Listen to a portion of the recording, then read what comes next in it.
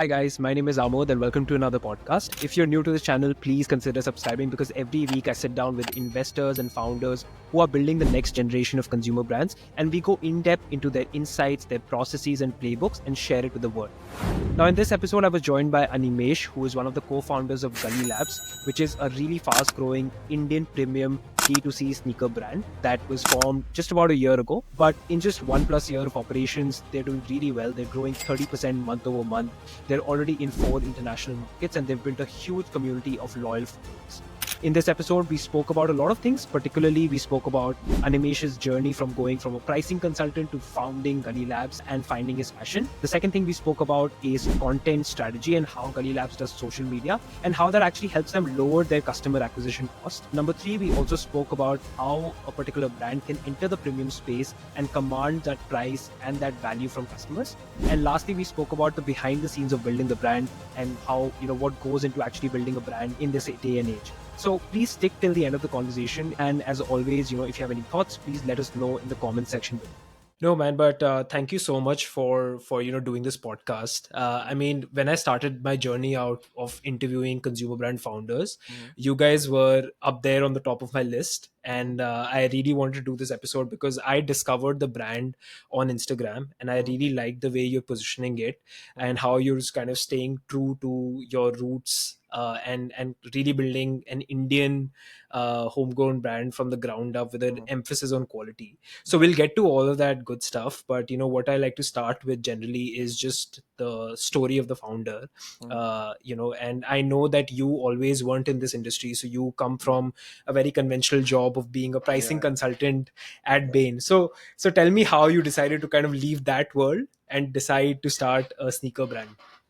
I think, look, as a guy, I think everybody is sort of fond of sneakers in one way or another. As a Hmm. guy, you have two passion points when it comes to possessions. It's either tech gadgets or shoes. It is Yeah. like shoes are to men, what bags maybe are to women. So I think I was always fond of collecting shoes. Won't call myself a sneakerhead as such, but the shoes was something I was always into. And 20 in 2022, I was in the US for good 6.5, 7 months, where I sort of again bought a bunch of the limited edition pairs, and then I got back to India.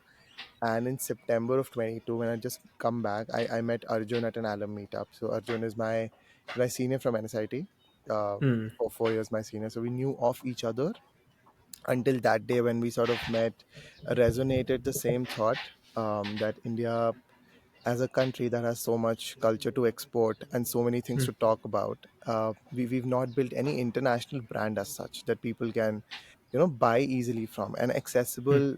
By accessible, I mean that is there. Like you can see it, you can get to know the story and so on. So there was no brand that had come out of India, and when I was in the US, on all, and when I went to all of these sort of premium stores, everything, right from the collections to the details, etc., everything had some sort of narrative. Some were natural, some seemed forced, because Hmm. it is about the narrative at the end of the day, right?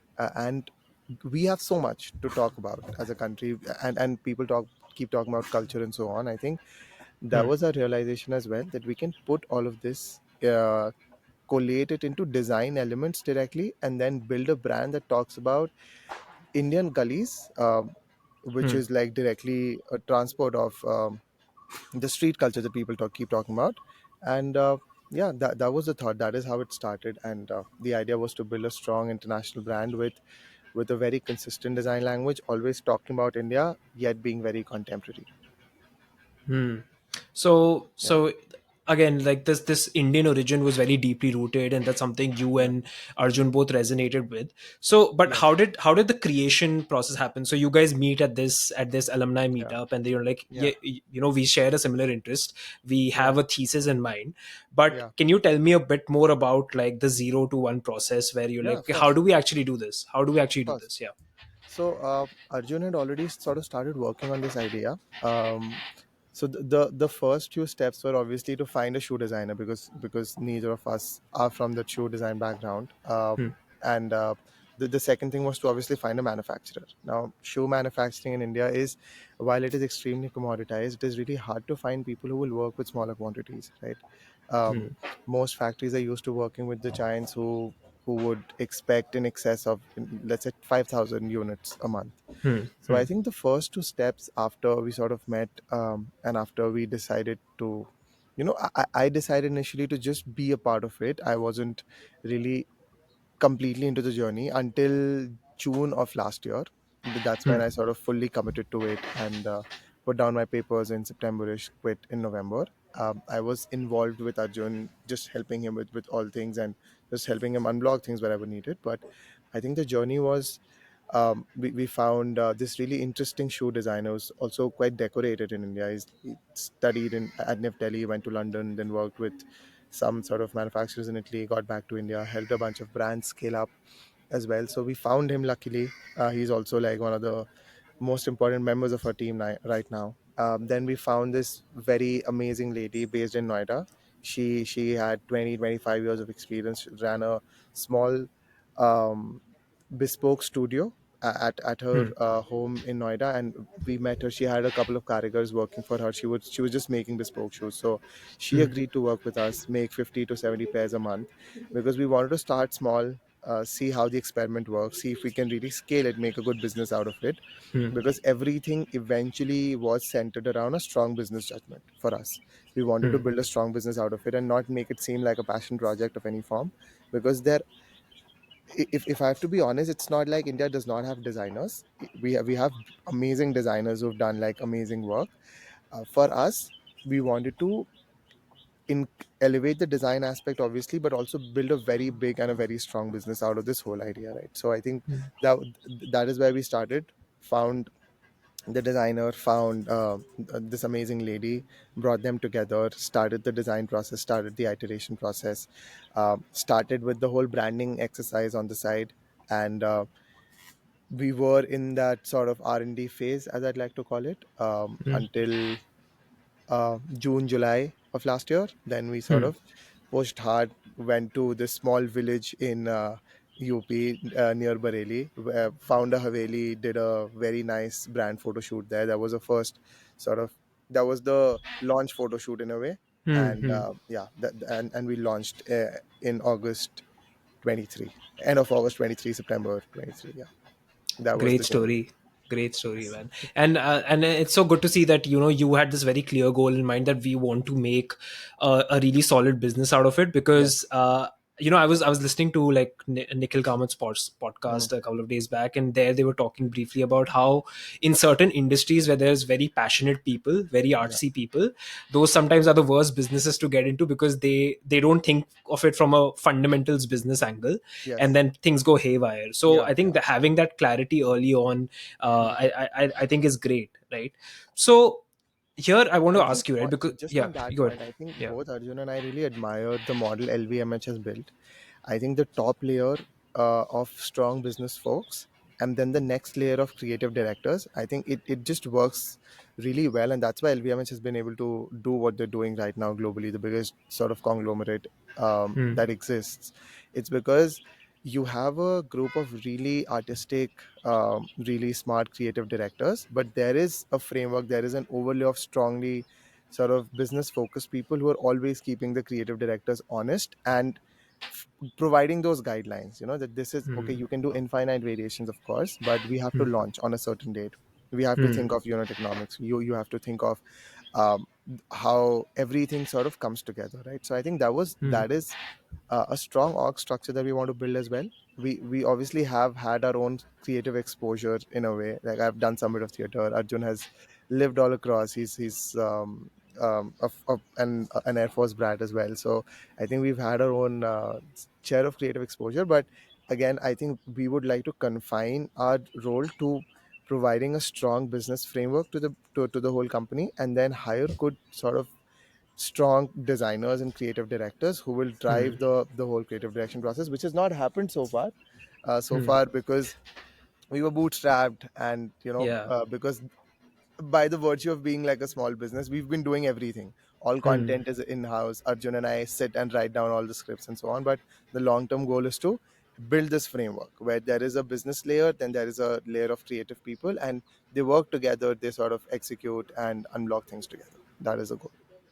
How difficult has it been, as a founder, to consistently create content and write scripts for it? I think it was exciting initially. Then it got sort of difficult in between. But I think I'm really liking, and both Arjun and I think we just now like to write scripts, just shoot videos. Yeah. It has become second nature now. It's been a Yeah. while. Initially, things do become a bit difficult because you don't have direction. You're Hmm. experimenting with things, but after a while, you start to make your own framework.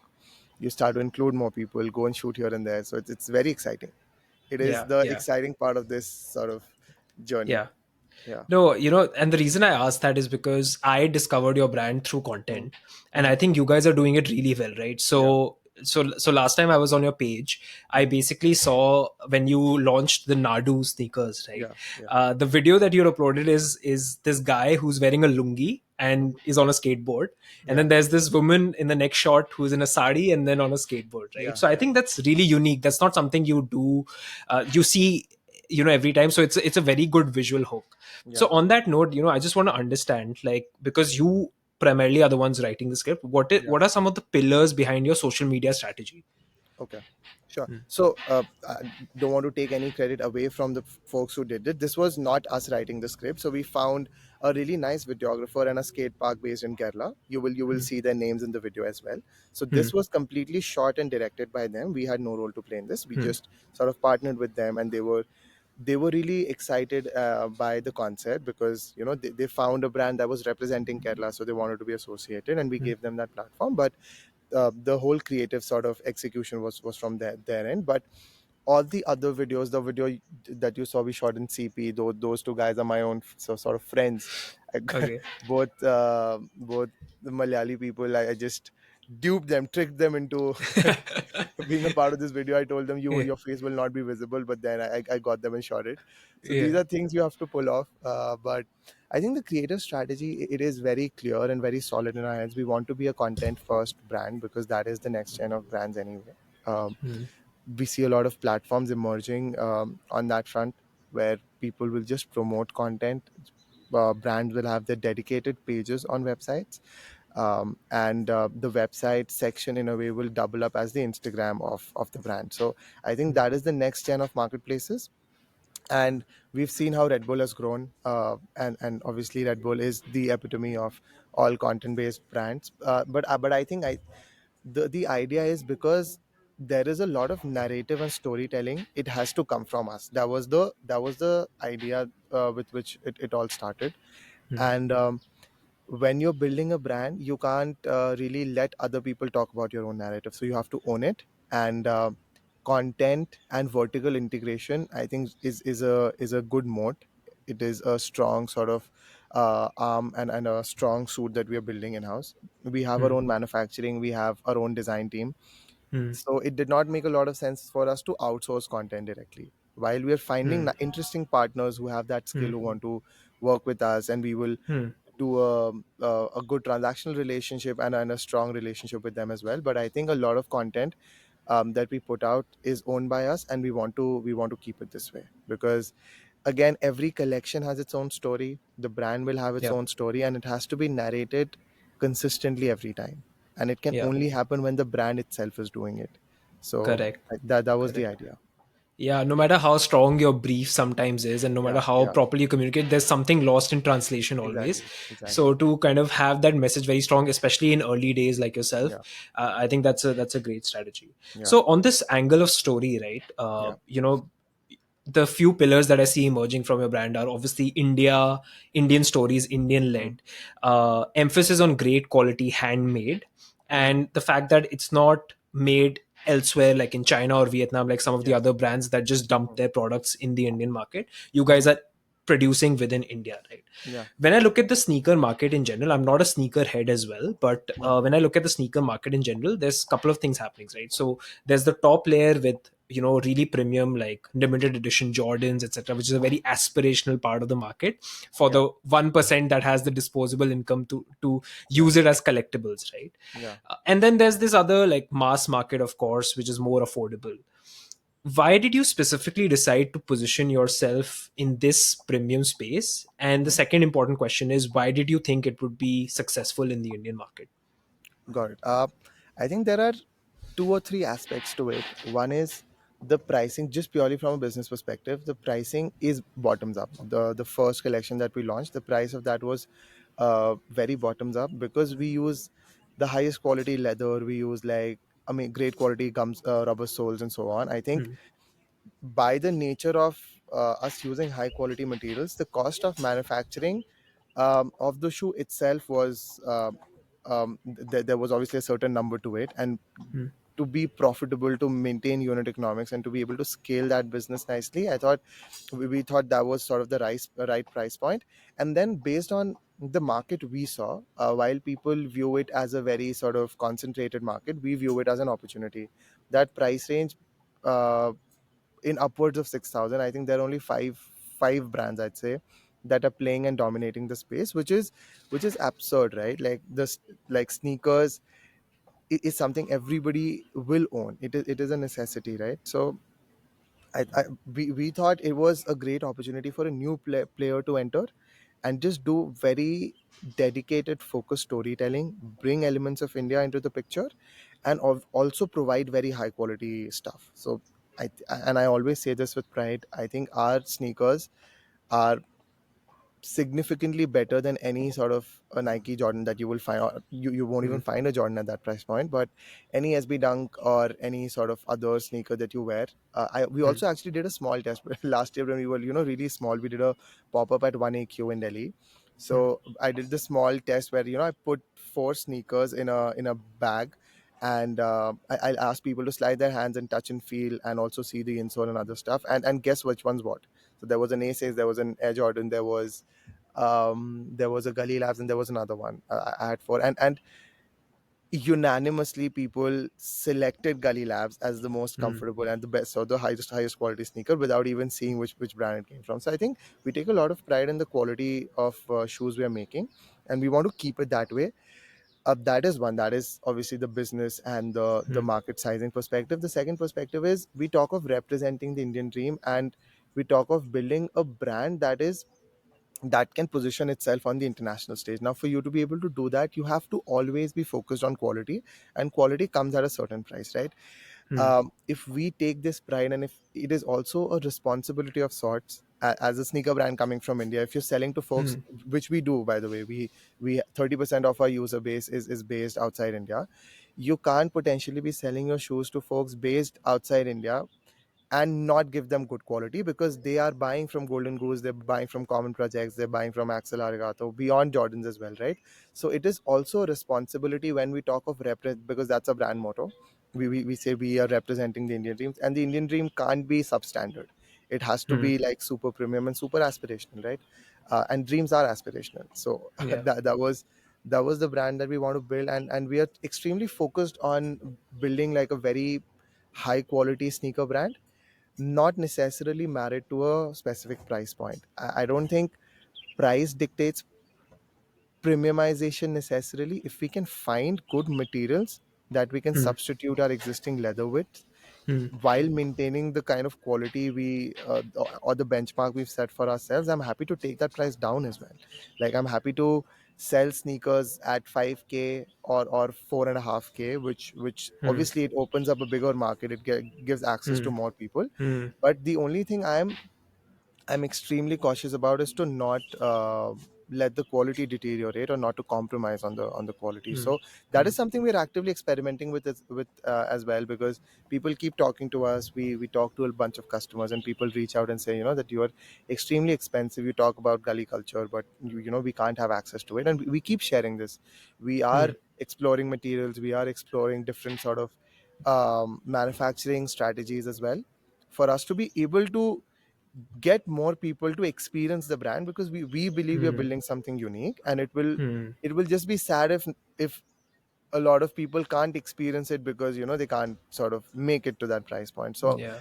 um below a certain price point, it'll be extremely hard to make a high quality sneaker, of course. Like, I can't make an exceptional sneaker at let's say 2.5K or a Hmm. 3K Hmm. price point. Hmm. But Hmm. to whatever extent I can push while maintaining the aspirational and the premium brand I'm building, I'm happy to do that. I'm actually Hmm. actively experimenting with it as well. So yeah, that is So that is so so if my takeaway from this is that quality comes first, and Yeah. it's a purely bottom up pricing mechanism Hmm. where you're not kind of duping anyone into Yeah. selling up, because a lot of these luxury brands have now come into the news where people have suddenly started finding out that they're manufacturing in Yeah. Bangladesh Hmm. for like 200 rupees a pair, and then Hmm. they're selling it like 100 200 times more Yeah. expensive, which Yeah. is not what you're doing, right? Yeah. You're actually very transparent in the materials you're using, Yes. handmade quality, Yes. and I think that's very fair. I think that's very fair. On this note, right, when we Yeah. talk about your product, I know it's Hmm. not just the sneakers, because I've seen some of your unboxing videos, and I Yeah. saw one of your reel where you're talking about nothing we do is random, and you were Yeah. Yeah. talking about the stuff that comes in the box. Yeah. Why is that really good unboxing experience necessary in your opinion? Because it gives people a feel of the collection, and it helps people associate with the brand, and it also helps a Hmm, customer understand and realize that the brand has actually put a lot of thought into the product that you're now about to unveil and sort of experience, right? hmm, So hmm. unboxing to So us sorry, is a sorry, very just yeah. sorry, just for the listeners who might not be aware, could you give an Yeah. example of a sneaker and what all goodies came with it in the box Yes, as yes, you of course. explained So this?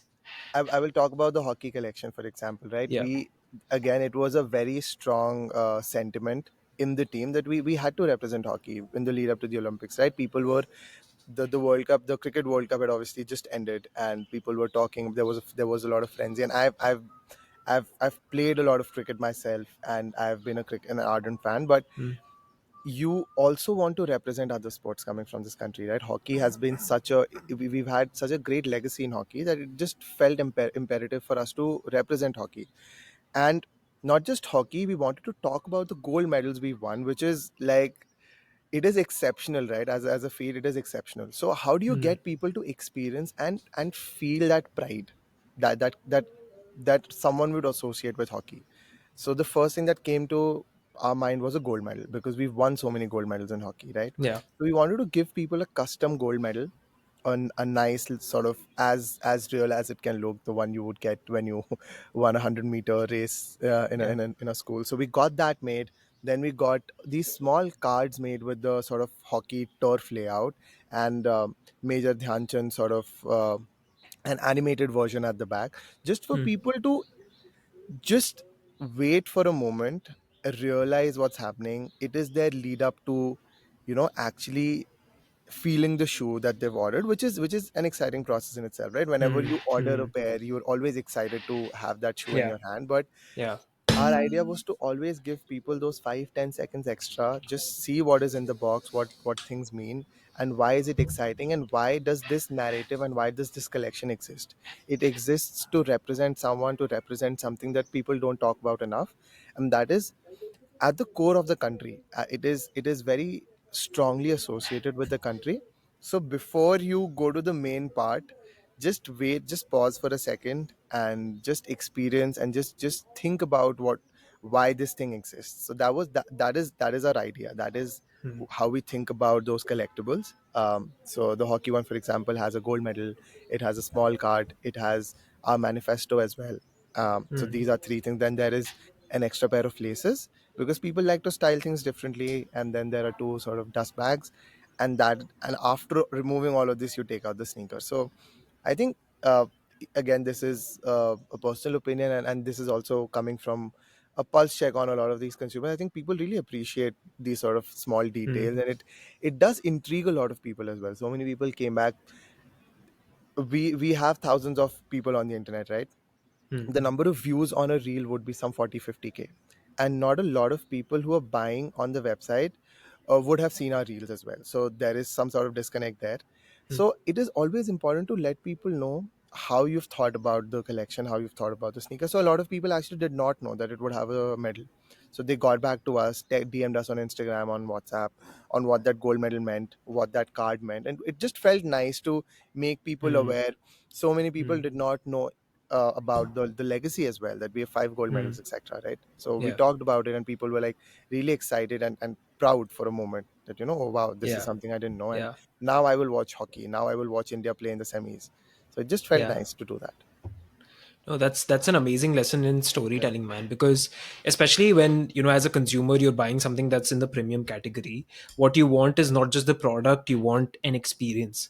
Yeah, And when I saw that, and I haven't had the chance to unbox a pair of Gully Labs, but yeah. when I just saw that, when I saw that on your Instagram, I was like, this is experience building at its Mm, finest, right? yeah, Because as you said, people get intrigued, and it's like collectibles. You just feel more connected to the brand, and yeah, so yeah, that just builds up that loyalty. yeah. So on that note, you said that you kind of went from having this idea to manufacturing a small batch, and really focusing on content. Just want to understand, like, what is the traction that you've seen since you started sales? Like, how are your numbers, and Mm. where are most of your sales coming from? So I think our sales, in fact, the brand journey is actually divided into two parts. We launched Hmm. in September last year with the whole contract manufacturing setup that I mentioned. Hmm. Then we blew up in December. Like we went viral on Instagram, on Twitter. Somebody wrote a really nice thread for us. Someone wrote a hate thread for us on Twitter. And Any Kush, publicity is good yeah. publicity. And a lot of people were intrigued by like why were people hating on a brand that is just launched. Uh, Yeah. by like two just normal people, right? So Yeah. people were really like intrigued, so a lot of people started buying from that hate thread as well. And on Instagram, Kush made this reel of like top 5 Jordan alternatives, and Gully Labs was like the first sort of mention in that, and Hmm. that reel got 7 million views and so on. So we sold out of all our stock. That also triggered a thought in our heads, and also sort of solidified our hypothesis that this was that we could do this at a bigger scale as well, right? So Hmm. we paused for a bit. Jan and Feb, we spent time to set up our own manufacturing facility, got a bunch of carigars, hired a couple of people as well, Hmm. and then we relaunched in March with everything in house, with content, with manufacturing. We have a small factory set up in Noida with a small team as well, and we relaunched in March.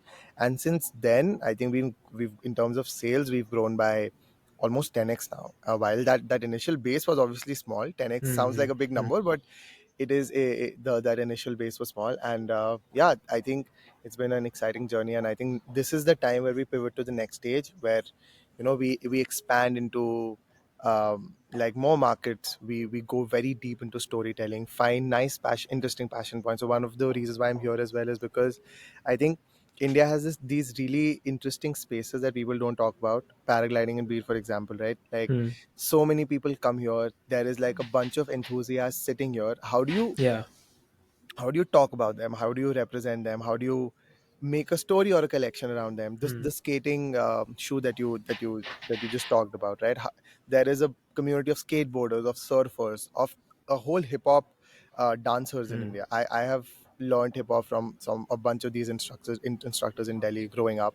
So I deeply associate with these spaces, and I think there is ample room to just talk about all of these sort of niche categories, niche passion points, as we'd like to call it, and then just go very deep into storytelling as well. Hmm. Just represent people, make people feel you know just people want to be talked about, people want to be represented, because so many people are doing so many interesting things, while Yeah. we at large are talking about cricket, Bollywood, and just a bunch of other international Hmm. things, right? So I think Hmm. that is the next stage for us. Hmm. And in terms of the split, I'd say bunch of our customers are based in the metro, NCR, Mumbai, Bangalore, top three. And interestingly, a lot of our orders come from very these nice tier two cities: Indore, Hmm. Coimbatore, Kochi, uh, and yeah, these are like the top three. And 30% of our sales are international, so mostly Okay. US, UK, UAE, Singapore. Yeah, I see. I see. yeah. So, I noticed that you have a big D2C presence, but you also Mm. send on like online retailers like Mintra, for example. So, if you could give us like a rough split of what is the order volume that's coming from your D2C right now Yeah. versus these other online aggregators? So 95% is D2C right now, which is also intentional. The launch with Mintra was with a very small inventory batch. It was a good experiment that we wanted to run. Hmm. Again, because we have this kind of flexibility, we are not constrained by any inventory measures or by any sort of lead times. So we can Hmm. run these small, interesting experiments. Mintra Um, we onboarded on Mintra. I think it's been 1.5 months, and we launched with a small batch Hmm. just to gauge test traction. It's been very satisfying so far on Mintra as well, but we Hmm. want to obviously own customers ourselves, because this is an Yeah. experience that will eventually lead into a strong community aspect, and Yeah. I want to have access to consumers. So Hmm. over time, obviously we will diversify to a Hmm. certain extent, but we want to own as many customers as we can, so that we can get people together, bring them to interesting experiences, Hmm. and just let them be associated with the brand for as long as they want. Hmm. Interesting. You're one of the first people I'm interviewing that is having like a 95% order volume come from D2C intentionally, and Yeah, you seem to be fine with it. Because some of the other brand owners that I've interviewed, yeah. they're making products which are, I won't call cheap products or mass products, Mm, but their average order volume or like ticket size mhm. is just way lesser. Yeah. So I think that's why they get killed in D2C, when all the costs of delivery are added on and all Yes, the yes, overheads are added on. So yes. do you think, like, if you're doing a luxury brand, Yeah. D2C becomes a much more viable strategy? I can share why people want to diversify and why we've not had that zeal yet. I Hmm. think when you're selling on your own website, for most consumer brands in India, the cost of acquiring a customer, CAC, uh, Hmm. uh, is the acronym. It is pretty high, right? But we've managed to run that very efficiently. Our marketing spends, including all sort of um, content creation and other Hmm. expenses, is less than 20%. We're at 16-17% month on month. So the cost of acquiring a customer to shop on gullylabs.com is actually lower than the cost than the margin I have to pay to a Mintra or to an Agio, for example, right? So I'm Hmm. actually incentivized from a business perspective as well to get people to shop from my own platform. What happens with a lot of other consumer brands, and there's obviously no right or wrong answer. Sometimes the marketing spends are astronomical, which are also intentional. A lot of these consumer brands are intentionally spending on marketing because they're Hmm. building a strong top of the funnel, which is also sort of driven by outsourcing content and outsourcing a lot of these marketing Hmm. activities. Because Hmm. we own everything in house, our costs of creating content, costs of running all ads on Instagram and Google. Arjun and I were doing it, for example, right? We Yeah. Yeah. we were doing it ourselves. We now have we will start putting people together, but our costs of running all of these is extremely low, and within sort of control. So I am not Hmm. incentivized to outsource it. Also, the monthly traffic on my website is extremely high when I Hmm. benchmark it with sort of not just competitors, other people playing in the D2C space. Hmm. I think we have a very healthy traffic going Hmm. directly to gullylabs.com and also on our Hmm. Instagram. So I think it builds a really good funnel. We make content, we direct people to Hmm. gullylabs.com, and they shop, and they become a part of the community, because I can then Hmm. reach out to them whenever I want, either Hmm. through email or through WhatsApp. Yeah. When we start doing these community sort of gatherings, it just becomes a very good framework and a very good ecosystem for us to operate with. So I think Hmm. all of this is intentional, and again, as I've mentioned before, it is strongly driven by how we want to run this business, Hmm. and we always want to maintain our unit economics in all aspects, whether it's manufacturing, it's content creation, sales, etc. Hmm. So I think Hmm. that is why the need to diversify does not exist yet. Yes, with increase in scale, I do anticipate the marketing costs to go higher. Hmm. Um, but even then, unless it just goes beyond a certain point, which will be unlikely, hard to predict at this point, but unless that happens, I would love to own all the customers and get them strongly bonded to Gully Labs, Hmm. That's because so that is the plan. interesting. Yeah, Yeah, no, that's so interesting, and it's so great to see that you've kind of thought that out so well. And I mean, it just goes to show the power of content creation, right? yeah, Like, if you make really good, engaging, organic content, yeah, your customer acquisition cost can actually be really low without you yeah, having to spend a lot of the top of the line marketing dollars. yes, And when that CAC is low, D2C becomes so much more sensible as an option yes, for a channel, and you get to own your customers, you get to own your list. So yeah, I think that's a great learning for anyone watching this, running a D2C brand or wanting to build a D2C brand. On this note of owning your customers, right, there's one yeah. thing that I really wanted to ask you about. So when someone goes to your Instagram page, Hmm, there is another link. So there's hmm, Gully Labs as the Instagram page, and hmm, then there's another page called gullylabs.tv. And Yes. I clicked on that, and I was like, are these guys building like a Coke studio of their own? Like, what's happening here? Because it seems like a very interesting community building initiative. So Yeah. tell us a bit about that. So that was an experiment Arjun and I started. So this one time we went to Basant Lok Market to meet this designer who's also a good friend now, Sagal. He leads this brand called Lead. So we went to meet him and we thought, why not document the whole process, see how it comes out, see if there is a scope for us to do our own BTS. There is content of Hmm. there's obviously some sort of content, but a lot of people actually started asking us about the BTS, about how we plan the whole content process, how Hmm. we shoot it, any sort of bloopers and so on. So we thought, why not try and do it ourselves and see Hmm. how people react to it. So that is how it started. We started putting a bunch of content there. It's been slightly dormant for the last 2 to 3 months because again, so many things happening. We are a very small team to make content, and then to also make the BTS of the same content was Yeah. um, a big task. But we want to sort of um, in fact, we were having this conversation just yesterday, Arjun and I, that we want to again start putting more content on that page because it, Hmm. it gives a good insight and just a good sort of transparent view into the brand. Because a lot of people think that we come from like really affluent backgrounds, Arjun and I, and Yeah. people have commented saying like this seems like a rich person's experiment, Shock. psychological experiment, and so on. Yeah. But I think when you look at these kind of things, the struggles of doing an ad shoot, we the 3-part ad shoot that you saw that we put out during Hmm. Diwali, the Mahabharat one and Yeah. the other two, it was us like writing down, brainstorming on scripts. We found a really nice helpful person who agreed to do that ad shoot for us at a really sort of reasonable price. But everything else that was shot at Arjun's house. We did not have enough sort of, we also don't want to shell a lot on renting a studio, so that was shot at Arjun's house. Yeah. We are just literally lifting blocks here and there, up at 6, shooting up till 10 p.m. So I think these are insights, and these are sort of visuals and clips we want to put out there so that people actually see and realize what it is to build a homegrown brand. And again, I Hmm. think 5 years later, I would also love to inspire more people to build brands like Gully Labs. If we are Yeah. successful, I would love people to also take this step, because I think execution is the hardest part of doing anything, whether you're building a brand, Yeah. whether you're doing anything else. I think that page for us wants to show the whole process of executing on every sort of Yeah. bits and pieces of Yeah. manufacturing, of content creation. So that serves like a documentary for anyone wanting to start their own homegrown brand. Hmm.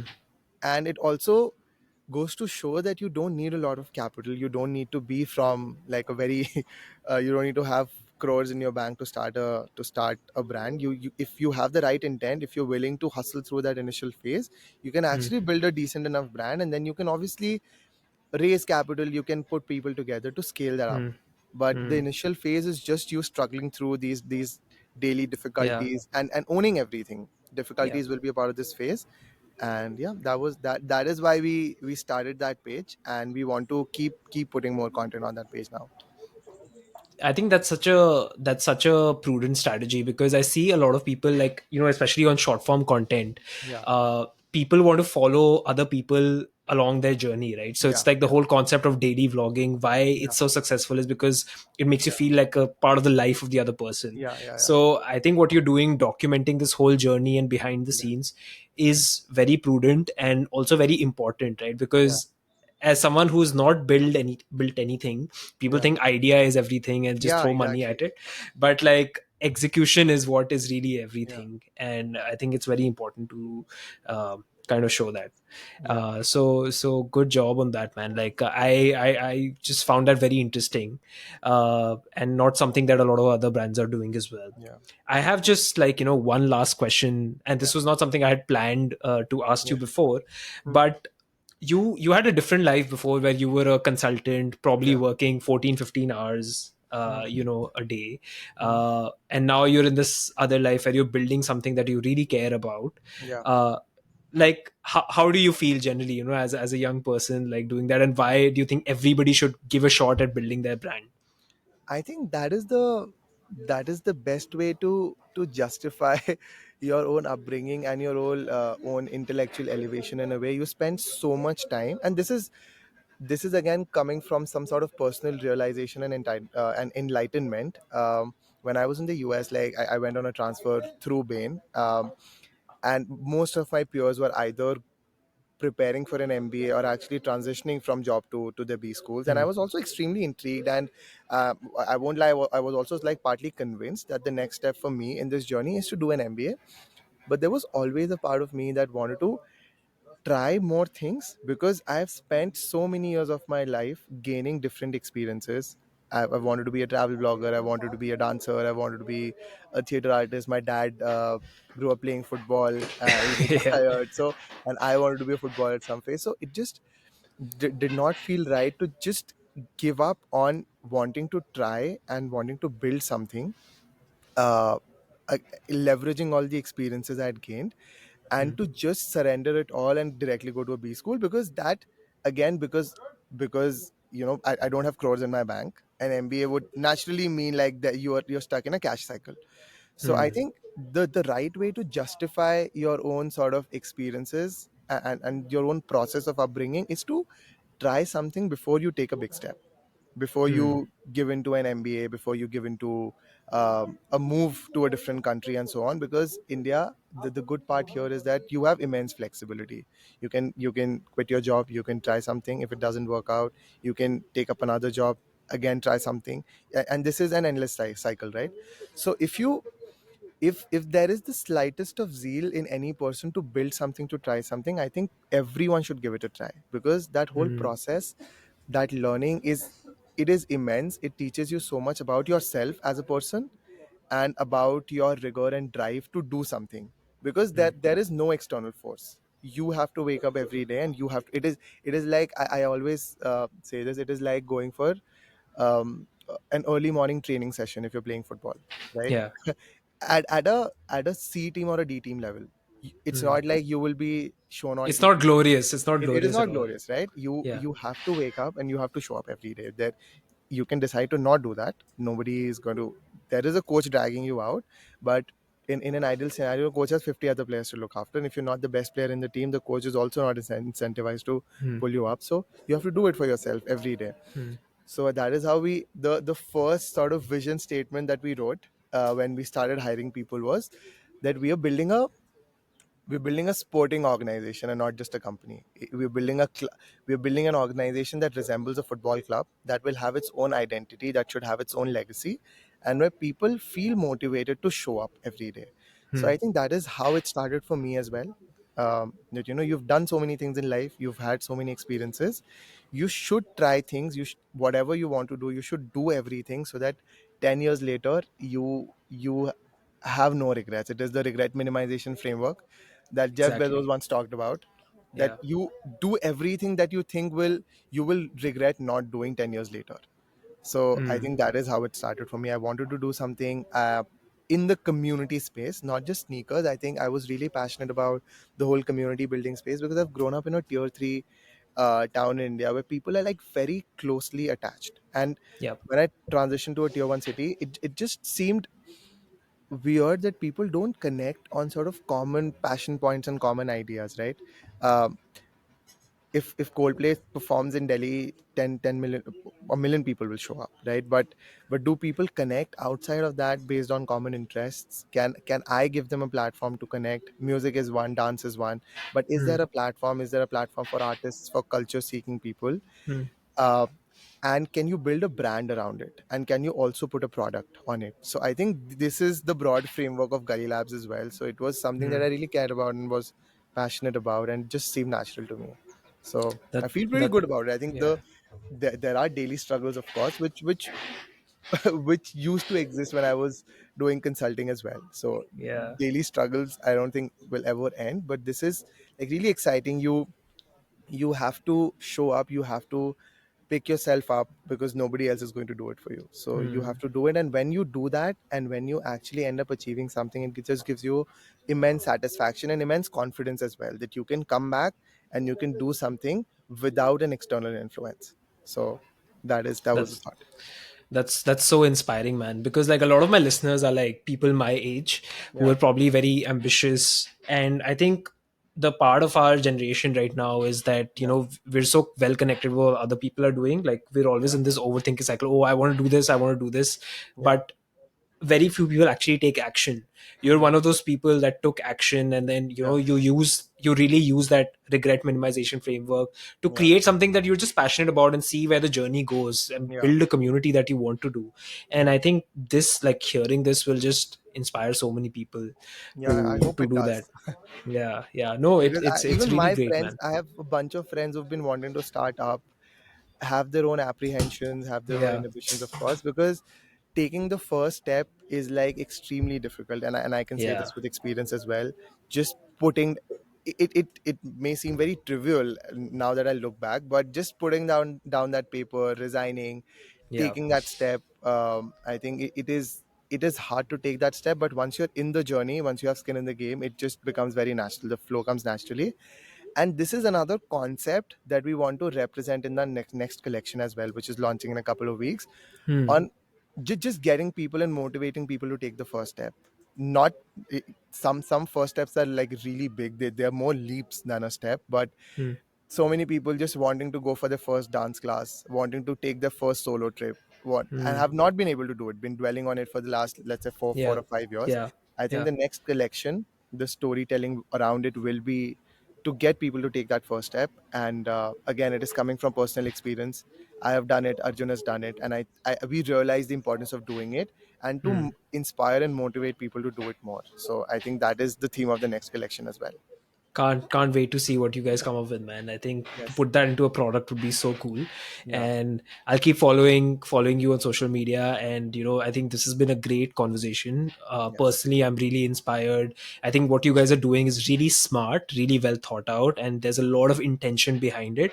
A lot of people today start brands just because they want to start up, but you guys have a lot of thought and intention behind it. And I'm going to be a fan of yours, and I can't wait to see how you scale this up internationally and take the India story to the next level. I Thank you really so much, appreciate you man. saying all this. And yeah, it was a lovely chat. Thank you for Yeah, taking out time, and thank you for having me.